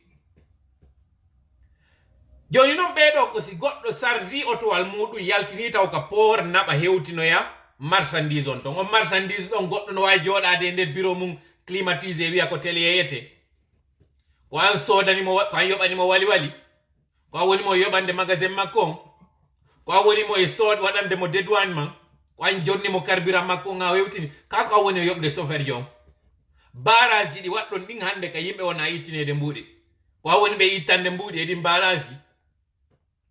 Donc au gouvernement o daynay woni hoore makko parce que na jama on woni daynude parce que kon woni daynugol hoore mum ko tuma tawi a sikki wonde ma ƴoƴay ha waloɗa ka fetere ƴoƴoɗa kadi ha suddoɗa fetere ni. Ça c'est un gros leurre. Donc ici pour terminer je vais m'adresser à la population guinéenne, cette population qui me tient à cœur, cette population martyrisée aujourd'hui, cette population qui est victime de cet abus de la part de ces gouvernements, de ces gouvernants, ceux-là qui n'ont aucune pitié pour la population, qui sont en train de faire une diversion en faisant croire qu'en décrétant des chiffres, ils peuvent faire baisser les prix dans le marché. Ce n'est pas en cassant le thermomètre qu'on pourra faire baisser la température. C'est en faisant face à la réalité qu'on pourra régler le problème. Aujourd'hui, nous savons très bien que vous vous êtes projeté en l'an 2025 pour finir votre mandat. Pour finir votre mandat, je le dis très bien, c'est pour finir la transition. Or, vous savez qu'un gouvernement de transition, plus vous durez, plus les choses deviennent dures pour le peuple. Et plus vous vous braquez contre la communauté internationale, plus cette communauté internationale va frapper dur. Malheureusement, vous êtes à l'abri dans un premier temps parce que vous avez des bons de carburant, vous avez des véhicules 4x4, vous avez des gardiens, vous avez des bonnes, vous avez tout. Mais ce peuple, cette population, ces mères qui vont dans les marchés, qui vont dans les débarcadères le matin, celles qui partent pour aller chercher la pitance quotidienne, est-ce qu'elles ont votre soutien? Est-ce que ces mères-là ont quelque chose pour mettre sous la dent? La réponse est non. Mais sachez qu'un peuple frustré, c'est une bombe nucléaire. Vous allez subir les conséquences. Cela est inévitable malheureusement. Ce qui me désole, c'est que encore pendant que nous allons nous tapocher, d'autres vont faire leur envolée. Le Sénégal aujourd'hui, même la Côte d'Ivoire, même la Sierra Leone, la petite Gambie, et je m'excuse auprès de ceux-là, je parle de la superficie, nous dévance. Alors que Dieu nous a dotés de tout. Nous avons même de la pluie en pleine saison sèche. Le mois de mars est supposé être un mois très chaud. Mais en Guinée, même au mois de mars, nous avons de la pluie. La pluviométrie en Guinée forestière, c'est 9 mois sur les 12. Tout ceci aurait pu nous être avantageux. Tout ceci aurait pu être des atouts pour que la Guinée puisse décoller. Sans parler du fait que c'est le premier pays de l'Afrique occidentale francophone à être indépendant. Mais aujourd'hui, c'est le dernier des pays. Pourquoi? Par la faute de ceux-là qui s'entêtent à gouverner par émotion, par mépris, par haine. Tout simplement parce qu'ils ne veulent pas être équitables. C'est dommage aujourd'hui de voir que des citoyens vont mourir, soit sous les balles ou sous l'effet de la famine. C'est dommage aujourd'hui de voir que des enfants, leurs cours, leurs examens vont être perturbés encore. C'est dommage de voir que l'éducation est reléguée au dernier plan. C'est dommage de voir que quelques individus, juste parce qu'ils ont des armes, veulent confisquer la légitimité populaire, veulent diriger par haine. J'ai vu ces images de maisons que vous avez mis à terre, comme si c'est ce qui peut développer un pays. Et pendant ce temps, les caisses sont vides. Allez-vous encore construire? Ce qui a été détruit à Caporal, est-ce que vous l'avez construit? Et au lieu de maintenir ce qu'il y a, vous allez encore avec vos bulldozers pour détruire. C'est comme ça que vous avez détruit le pays. Vous ne construisez pas, mais vous êtes très prompt à détruire. Et sachez que cette destruction n'est pas que d'édifices. C'est aussi la destruction du pays. Vous êtes en train de détruire le tissu social. Vous êtes en train de détruire l'économie.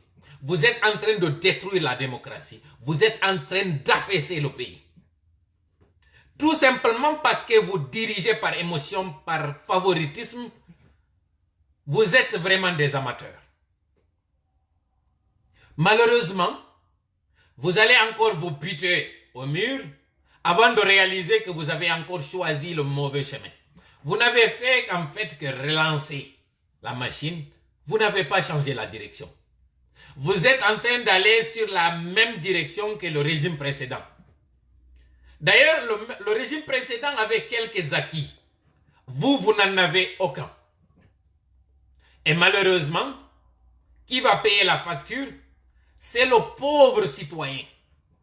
Pendant que tous les pays du monde sont en train de se donner la main et que les dirigeants sont en train de penser à leur peuple, la Guinée, les dirigeants pensent à leurs penses et à leurs poches. Comment se nourrir et comment se remplir les poches. Et se nourrir, si ce n'était que la nourriture en tant que telle, ça va. Mais c'est comment enflouer comment sucer les caisses pour s'engraisser. C'est bien dommage. Regardez nos routes. Regardez nos hôpitaux. Et regardez nos écoles. C'est lamentable, c'est regrettable. Hande do mi ala juuti nde hala kam ɓuri kaka juuti ɗo. Buude ɗi asisi. Kala marɗo feere sakuji tati mi jeeji ma fi Allah ƴettu coggu saku jonna o kawtal joma mo ala. Moƴƴe e jama o moƴƴa itte sadakaji. Duumini e yugol astaghfirullah. Astaghfirullah. Astaghfirullah.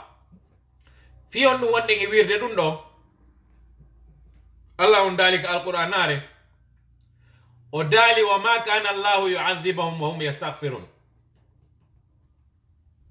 O lettata en kiɗen insinade. Go.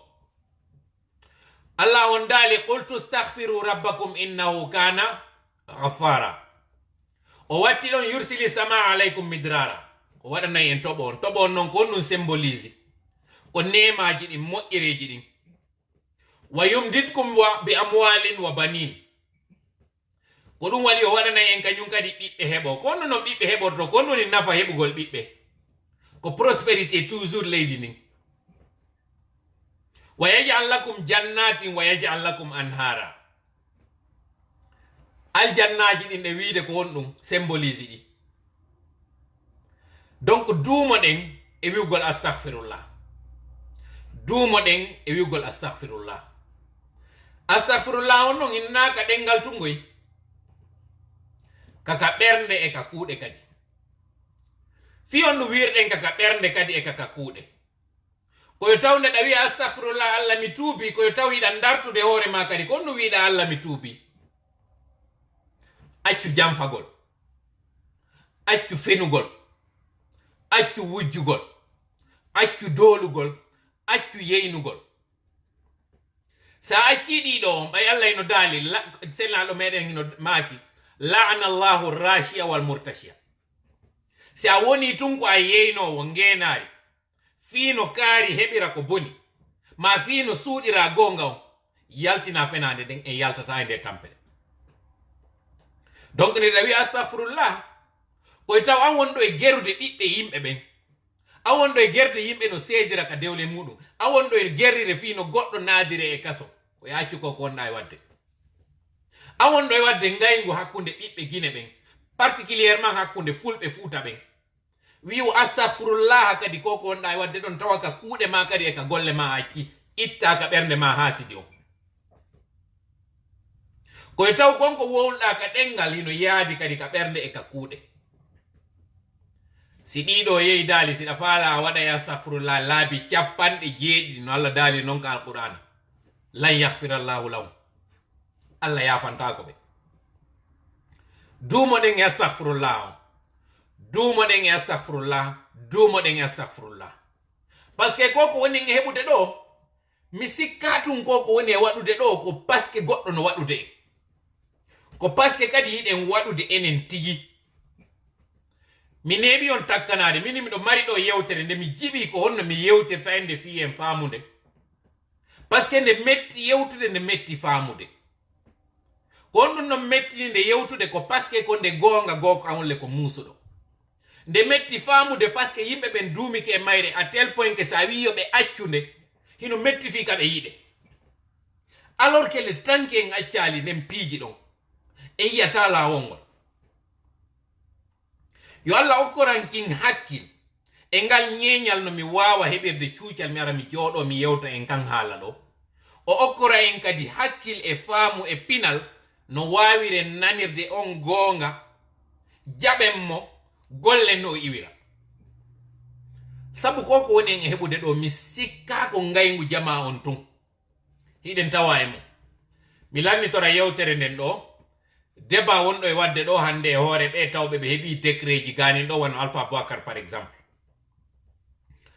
Alpha Boubacar hande ɗo miɗo kellanimo miɗo weltanimo mi fala kadi fo yo kellanmo weltanomo fi on ɗum o moyen Alpha Boubacar nde o yawno o tawi ala marsude o arno jooɗi e plateau télé et radio o yini qu'il fait sa pause politique o holli kañum kadi o diray woni UFDG on ɗon hande kadi o soñjata parti on siko soñjo woni je respecte ça hande ɗo o jaɓi kadi décret mo tawata woɓɓe no critiqueude ko taw critique mo ko choix politique o waɗi iɗon andi kadi ko onno o wuriri ɗon andi ko onno woni e faggirde hoore makko ɗi duuɓi ɗo fof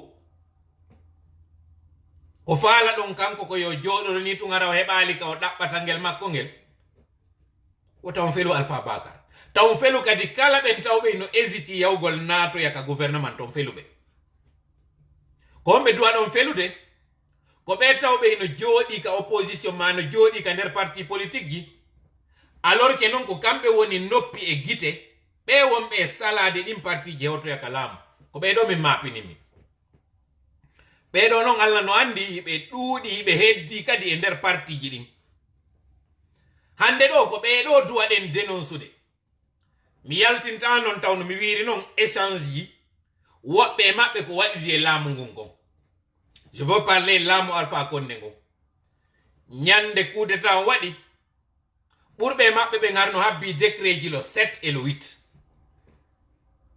ɓay noon coup d'état waɗi ɓe yahaligoy ɓe heddi ka bari parti ji kaɓe woni ton an joni ɓeɗo hande no hulɓini ɓuri ɓe innuɓe hande ɗo jaɓi décret par ce que jaɓuɓe décret ɓe hande kadi ɓe andike ko kaari o yeehi o andama respecté kadi choix makko kono ɓe luttituɓe ka nder parti ji nder ton hino faminde kamɓe hiɓe wadde gabo e nder mbooɗo hiɓe waɗi koyngal ngal ɗa ɓe waɗi kadi ngala ɗa ɓeɗo ils sont nuisible ko ɓeɗo min mi maridi probléme mum ko ɓeɗo kadi duwaɗen dénoncude ko ɓeɗo kala anduɗoɓe ko ɓeɗo duwa yewtede fi mum par ce que ɓeɗo koko minata kon e pulal si ñawdo woni ñamowo ɓiɓɓe wurata maɗum minna kadi e pulal siɗa ɗaɓɓitude meselal mo wonɗa e ɗaɓɓitude de muɗum on no tippi e maggal a yitatangal ɓeɗo no mapinimi mi jonnayɓe noon ultimatum ɗo mi faaletake bondugol inde goɗɗo miɗo tori Allah yo Allah danda wonugol sombo taw oñagol e goɗɗo yo Allah danda oñagol e goɗɗo yo Allah danda wonugol sombo bonnugol jamanu goɗɗo bonnugol non jamanu goɗɗo ɓuraya jooɗo wiya am moko ba kaarijo ar responsable jo kaarijo iɗa andi hari a gayni yaade RPG mi wowla ɗum ɗo mi yaltina kadi preuve ji ɗin ɗo hande kadi ara fi on ɗon on teddugal makko ngal boni anno wonɗo lay darde ɗo ma an hawro yo vidéo an ɗo ma nanoya audio an on ɗo alors que ɗa andi an négocie dino e Alpha Condé pour un décret ma hande ɗo eɗa négocie dude e CNRD on pour un décret yaltitu e kene holla alida pus e parti ji politique ji ɗi fewndo ɗo c'est ton droit a yahay goɗɗo felatama mais sa jooɗike ɗo ha mettitimen ɗo mi ara mi jooɗo mi liile ɗo mi falaka noon ɗum je te donne cet ultimatum yaltu déclaroɗa yaha ka fokkituɗa ɗo sa andi ala yaade sa luttika nder parti ton ko wallahi l'azim mi ɗuɗata huɗade ka yaltitoyta ɗon kami waɗata ɗon ha yaltita jama laggine fof fewndo ɗo ni on est plus de 6000 personnes wonɗe e ndarude ɗo ni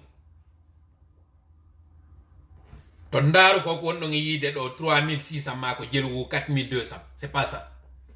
Si mi jodi ke do mi yaltina ni jama on ko wonda e wadude ma échange di wadduda. Ma mi yaltini audio ji maada do. Si dum écoutama do luttay jokkete duubi. Mi falaka. Mi yidata menace gol. Mi jonne ultimatum fiya déclare choisi sa kamma. Parce que ko naba artira modon do hadi hanjoni wawe yide konto fokkita. Je le dis encore en français parce que certains vont penser que ce n'est que dans l'ethnie des Peuls que cela se trouve. Je m'adresse à toi qui hésite à aller accepter ton décret. Ou bien qui hésite à aller t'afficher alors que tu sais que si ce n'était pas le coup d'état du 5, tu avais déjà bénéficié d'un décret. Toi, responsable politique qui me regarde, toi qui avais marchandé, je ne donnerai pas ton nom aujourd'hui. Je ne te demande pas de te racheter. Parce qu'on n'en veut plus. De ton espèce, on n'en veut plus. Je te demande de sortir publiquement et de faire ta démission et de t'éloigner de l'équipe qui est en train de faire ce combat. Si tu es en train d'hésiter, je mettrai ici sur la place publique des audios, des échanges écrits entre toi et la mouvance présidentielle d'Alpha Condé, entre toi aujourd'hui et la JET. Je ne voudrais pas être à la base de cela. Je te demande toi-même volontairement de te déclarer et de dire ton camp. Si tu ne le dis pas, je serai dans l'obligation, et bien je serai très navré d'être dans l'obligation de mettre vos échanges sur la place publique. Je ne voudrais pas. Je salue aujourd'hui cette décision difficile, compris ceux-là qui ont accepté les décrets. Je les félicite pour ces nominations, mais je demande à ce que aussi les gens soient indulgents. Ne les critiquez pas pour leur choix. Par contre, M. Bahouri, vous êtes ma plus grande déception. Parce que vous êtes encore mis comme vous l'aviez fait en acceptant ce poste de je ne sais quoi, conseiller de M. Alpha Condé pour les états généraux de l'éducation. Vous l'aviez fait à l'époque. Vous aviez fini par jeter l'éponge à l'époque. Et vous êtes encore en train de vouloir construire une maison entre terre et ciel en acceptant d'être membre de ce comité national pour les assises. Sans justice, je vous dis que vous êtes en train de vous leurrer. Sans justice, vous êtes en train de vous tromper et tromper tous les autres. Et c'est bien dommage. Parce que vous étiez celui-là en qui j'avais vraiment beaucoup d'estime. J'avais du respect pour votre combat politique, pour votre parcours politique. S'il y a quelqu'un que je pouvais qualifier de fin politicien, c'était vous. Parce que vous n'avez connu dans votre vie que la politique. Contrairement à d'autres qui se sont retrouvés par accident dans la politique. Mais malheureusement, l'habit ne fait pas le moine. C'est pas parce que vous êtes un fin politicien que vous êtes à l'abri. Mais je comprends quelque part. Le combat politique en Guinée, c'est aussi une question de moyens. Et je sais qu'aujourd'hui, vous êtes financièrement très essoufflé. Mais sachez que vous avez une grande richesse qui valait plus que cet argent. Quelle que soit la sécheresse économique que vous auriez pu avoir, tant que vous avez cette abondance de confiance politique que les gens ont pour vous, sachez que vous êtes très riche. Malheureusement, vous avez tronqué cette confiance que les gens ont pour vous pour aller vous jeter dans la mangeoire. Mangeoire, c'est peut-être pour une façon d'ironiser. Parce que justement, il n'y a pas d'argent. Je sais qu'il n'y a pas d'argent. Je salue M. Sano, celui-là, ce jeune qui a refusé un décret, parce qu'il a estimé, étant clairvoyant, que ce régime n'a pas d'avenir. Que tous les actes posés par le CNRD n'ont aucun avenir. C'est des faits de paille. Haray mi yafi no modon do mi tori ki Allah wonu ballo meden yo hawrin dingen e sawaba haray mi weltani ke on fop mi jarni on be wonno be rewde ka sare pita wonno be yaade mi andas ko labbe be wonno yaade be miti hiwrondirɓe ɗon e ɓe nguri an den haɗa mi weltanike on mi jarni on mi sanni on mi hiwro ɗo kañum kadi ɓe neniraɓe men ɓe kallamba wontirɓe sengo États-Unis ɗo mi anda inde maɓɓe kono haray toujours ko ɓe landoto kon fiyan hino hewtudelam haray mi hiwro ɗo équipe frappe on kañum kadi e kala ɓe welnuɓe frappe o wonɓe wallitade hande frappe on ɗo ɓe leluma ɓen ɓe dongol tuma ɓen ɓe bantigel ɓen hen fo modi wonon wontirɓe ton ɓen modi communauté on en général ono wonɓe wallitade ɓen agent 007 no waɗira démarche ji makko ɗin haray min annonce anayi on ɗo si Allah jaɓi inde ɓen suɓaɓe ɓen en heeɓi coordinateur jo ɗon en heeɓi kadi secrétaire jo ɗon secrétaire général si Allah jaɓi ko wano noon kadi wonɗen e warrude e ɗumaji luttuɗi ɗin kañum kadi en annonce ay inɗe ɗen ɓeɓe Côte d'Ivoire o yafotola moƴƴa noon ko tawata kon tanke men gaynidade taw eɓe Sénégal ɓen e wawata taw wadde hay nokku teddugal e mobilisation mo men heeɓi Sénégal on hino feƴƴiti kamen sikkunoɗo à tel point que mi woni obligé repousugol démarche ji buyɗi mi wonno e waɗude sabu Sénégal o haray mi weltanike on moƴƴa teddugal ngal waɗan ɗon men ngal ko hittinɗon kon e fi amen on nunɗal laaɓal e wakkilare ko holluɗon men kon hande ɗo si frappe on hino woni ka woni ɗo alhamdoulillahi rabbil alamina ko du'aji moɗon on fof kono ko wakkilare moɗon fof e participation moɗon on fof en wi e répéti o frappe na affaire mbuuɗi o frappe ko affaire ɓernde eɗen andi noon hande miɗo wawi townude ɗo jungo alhamdoulillahi rabbil alamina heɓaki on wawɗo liɓude ngon jungo ɗo wiwgol min ñamana goto mbuuɗi ɗo alhamdoulillahi rabbil alamina miɗo weltani onon ittunoɓe mbuuɗi ɗin waɗi ɗi ka compte galf on kañum kadi ne lila yomi weltano on konko waɗɗon ɗon heɓuno 11 000 et quelque ɗi tawata ɗin ɗi golli ɗi tawata ɗin kadi ɗi nafi e moƴƴa fi affaire démarche administrative ji ɗi on ɗo warrude ton ande noon frappe on ha kami woni on e yewtude ɗo mi jaɓali mbuuɗi hay goto koko yiɗo mi waɗi o combat en politique fof mo wonɗo layide yesso réseau ji ɗin ɗo alhamdoulillahi rabbil alamina mi wawi townude jungo alamo min ñaami mbuuɗi ko yettugol Allah buyno ande noon ngo cippira ɗo ngo muusi moƴƴa konɗu noon muusini ngo ya waɗu presque 2 ans de combat ala mécéne jo wonɗo may finance ude ko moyen ji menen wonɓe ɓen ka mabo nder ton woni e wallitade ɗum ɗo ko wakkilare jande ni si mi wawi tenude ɗum ɗo ko par ce que yiɗon facilitande men tation ono wonaɓe gollidede ɓen ɗo on darali mbuuɗi ɗin par ce que so darino mbuuɗi ɗin miɗo andi frappe o wawita noon kay wernede sabu na min hettiɓe woni arde moɗon kono hande ɗo confiance mo jogani ɗo men on no ɓuri keesuji ɗin fof e nder aduna o ngal teddugal eɗen jikke ɗe waɗan ɗon men ɗon ngol giggol ngol waɗan ɗon men ɗo jonni men courage wonde ma lawol ngol sattay kono inchallahu en hewto e ka faalaɗen ɗon haray mi weltanike kala ɓe wallitiɓe men de près et de loin dans les démarches haray mi toɗiki Allah yo wonu ballo meɗen hawrindin e sawaba yo waɗu nunɗal e hakkundeji meɗen e nantodiral e yurmodiral allahumma amin allahumma salli ala seydina muhammad wa sallim wassalamu aleykum wa rahmatullahi wa barakatuh